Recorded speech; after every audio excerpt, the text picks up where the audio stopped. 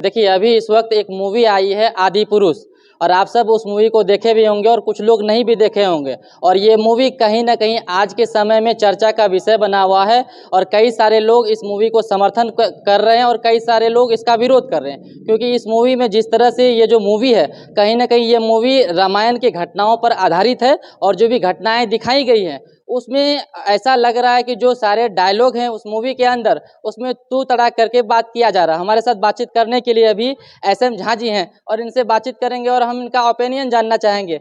अभी जो आदि पुरुष जो मूवी आई है इसको आप किस तरह से देखते हैं? जो डायलॉग है इसमें तू तड़ाक करके बात किया जा रहा है। देखिए, जनरली मैं मूवी को मूवी की तरह देखता हूँ और मूवी को वास्तविक जीवन से अलग करके देखता रहा हूँ। लेकिन विगत दिनों भारतीय जनता पार्टी, तो ना कहें आप बीजेपी को, अब ये भारत जलाओ पार्टी है। भारत जलाओ पार्टी ने जिस तरह से कश्मीर फाइल्स को प्रमोट किया देश में आग लगाने के लिए, जिस तरह से प्रधानमंत्री नरेंद्र मोदी ने भरे आम सभा में केरला स्टोरी को प्रमोट किया जो कि एक भड़काऊ मूवी है, और जिस तरह से भारतीय जनता पार्टी के मुख्यमंत्रियों के आशीर्वाद से यह फिल्म बनाया गया आदि पुरुष, और उस आदि पुरुष में रामायण के कैरेक्टर को टपोरी गुंडा की तरह बताया गया है। अब मैं इस मूवी को मूवी की तरह नहीं देख करके भारतीय जनता पार्टी के द्वारा हिंदुत्व पर हमले के रूप में देखता हूँ। ये सीधे सीधे हिंदुत्व पर हमला है, क्योंकि इसमें भारतीय जनता पार्टी ने हिंदू के सबसे बड़े धर्म ग्रंथ रामायण के कैरेक्टर्स को टपोरी बनाकर पेश किया है। और इस फिल्म को आशीर्वाद देने का काम भाजपा के मुख्यमंत्रियों ने किया है, और जो निर्माता हैं वह नरेंद्र मोदी को अपना आदर्श मानते हैं। मैं मोदी जी से पूछना चाहता हूं, कहाँ गया आपका धार्मिक आस्था, कहाँ गया हिंदुत्व की बातें, कहाँ सटक ली है सब चीजें?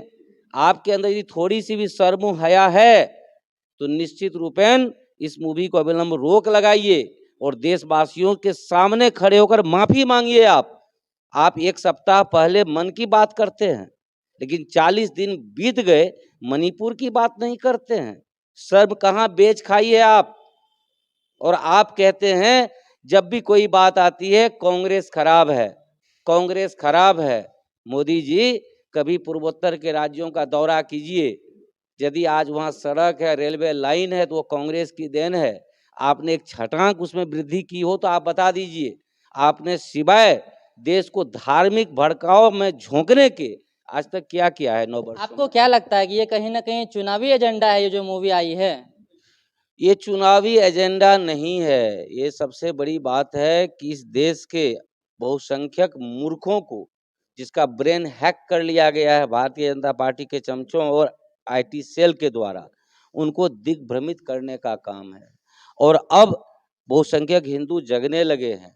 जब जिस श्री राम के नाम 2 सीटों वाली भाजपा केंद्र में शासन में आई, अयोध्या के नाम श्री राम, प्रभु श्री राम के नाम, आज जब उनके ही कैरेक्टर को इन्होंने धूल धूसरित कर दिया है, तो अब मैं अपने देशभक्त हिंदुओं से भी कहना चाहता हूं, क्योंकि मेरे प्यारे साथियों, यह देश भारतीय जनता पार्टी के चंगुल में छटपटा रहा है।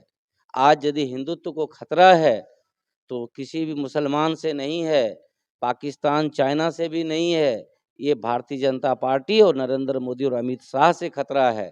और इस खतरे को भांपते हुए इन दोनों को दूध की मक्खी की तरह निकाल फेंकिए 24 से पहले, अन्यथा अभी तो प्रभु श्री राम को इन्होंने टपोरी बनाकर पेश किया है, आने वाले समय में ये आपके धर्म को भी धूल धूसरित कर देगा।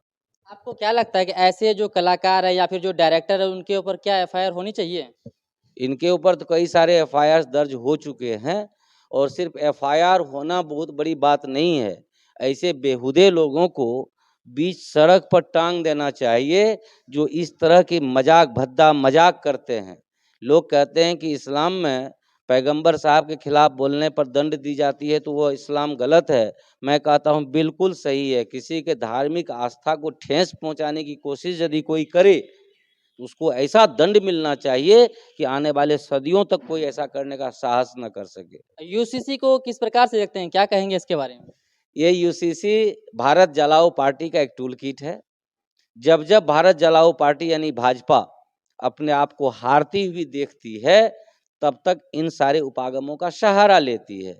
आपको पता होगा कि 18 में भी यूसीसी की बातें की गई थी, 19 में चुनाव जीते, यूसीसी चला गया ठंडे बस्ते में। अब 24 में 50 सीट आने की नौबत नहीं है इसकी। अब इसको यूसीसी दिखता है, केरला स्टोरी दिखता है, कश्मीर फाइल्स दिखता है। मैं पूछना चाहता हूँ भारतीय जनता पार्टी की टपोरी वक्ताओं से कि 9 वर्ष बीत गए, कितने कश्मीरी पंडितों को आपने बसाया है? रिकॉर्ड्स दीजिए, कितने को बसाया है, कितने को आपने कश्मीर के अंदर नौकरी दी है, आप बताइए। 9 वर्ष बीत गए। जिस कश्मीरी हिंदुओं के नाम आपने लोग पूरे देश का सहानुभूति गेन किया था, क्या आज वो कश्मीरी पंडित खुश हैं? बिल्कुल भी खुश नहीं हैं। आप संगीनों के साये में कश्मीर को जिस तरह से रखे हुए हैं, वह एक बारूद को सुलगाने का काम कर रहा है, कभी भी विस्फोट हो सकता है। जिसको आप शांति बनाकर पेश करते हैं, यदि वहाँ वास्तविक शांति स्थापित हो जाती तो हमारे कश्मीरी पंडित भाई जाके वहाँ बस जाते, पुनः वो अपना कारोबार करते। एक भी उदाहरण भारतीय जनता पार्टी दे जो कश्मीर में कश्मीरी पंडित जाके बसे और उन्होंने अपना व्यापार पुनः शुरू किया है, एक भी उदाहरण दे। यूसीसी यह एक तरह का मजाक है जो देशवासियों के साथ भारत जलाओ पार्टी कर रही है। और मैं आपको दावे के साथ कहता हूं कि आने वाले समय में भाजपा का हर टूल किट फेल होगा, क्योंकि अभी जो आकलन चल रहा है, भारतीय जनता पार्टी 3 अंकों तक नहीं पहुंच पाएगी, 100 का आंकड़ा पार नहीं कर पाएगी। और इसी छटपटाहट में भारतीय जनता पार्टी के द्वारा इस तरह के एक्शंस लिए जा रहे हैं। मणिपुर हिंसा की बात करें तो ऐसा अभी बड़े बड़े अखबारों में हेडलाइंस में अभी भी चल रही कि अभी भी वो कहीं ना कहीं आग में जल रहा है और प्रधानमंत्री विदेश दौरे पे या फिर अमेरिका चले जाते हैं। देखिए, मैं भाजपा को कई नामों से पुकारता हूं, भारत जलाओ पार्टी के साथ साथ बड़का बेशर्म जुमला पार्टी भी इसको मैं कहता हूं। मैं पूछना चाहता हूं कि आप हर जगह डींग पतरा मारते हैं, डबल इंजन। मणिपुर में भी तो डबल इंजन है, क्यों वह ट्रबल इंजन हो गया? बेशर्मी के साथ बेटी बचाओ बेटी पढ़ाओ की बात करने वाले प्रधानमंत्री धरने पर बैठी बेटियों को घसीटते देखते हैं और एक शब्द एक ट्वीट नहीं कर पाते हैं। इतनी बेशर्मी कैसे पचा जाते हैं ये लोग? मुझे तो शर्म आती है इन लोगों का नाम बोलने में भी। अभी यदि मणिपुर की हिंसा को भड़काया गया है, यह भारतीय जनता पार्टी की जबरदस्त चाल है और ये हिंसा को भड़काकर हिंदुत्व को डेविएट करने का प्रयास और पोलराइजेशन करने का यह प्रयास है, जो पूर्णतः विफल होगा, क्योंकि मणिपुर भी अच्छी तरह से जानता है आज के दिन कि भारतीय जनता पार्टी उसके साथ खड़ा नहीं है। यदि आज भी मणिपुर हिंसा में लोगों के साथ स्नेह और प्यार से कोई पार्टी खड़ी है तो वह कांग्रेस पार्टी खड़ी है, जो वहाँ के लोगों का सब कष्ट भी बांट रही है और उनके साथ मजबूती से खड़ी है। आने वाले समय में जब लोकसभा का चुनाव होगा तो निश्चित रूप से मणिपुर ही नहीं, जो पूर्वोत्तर के 7 राज्य हैं, दक्षिण के राज्य हैं और उत्तर के राज्य हैं, समेकित रूप से कांग्रेस पार्टी को वापस लाएगी सारे राज्य। और उसके बाद इन लोगों को भागते दिशा नहीं मिलेगा। जो हाल राजपक्षे का श्रीलंका में हुआ था, वही नरेंद्र मोदी और अमित शाह का भारत में होने वाला है। हम लोग फिर दोबारा उसी फिल्म पे आते हैं, आदि पुरुष की। कई सारे अभी स्टेट में बैन कर दिया गया है, तो क्या वाकई में लगता है कि हमारा भी स्टेट में बैन होना चाहिए?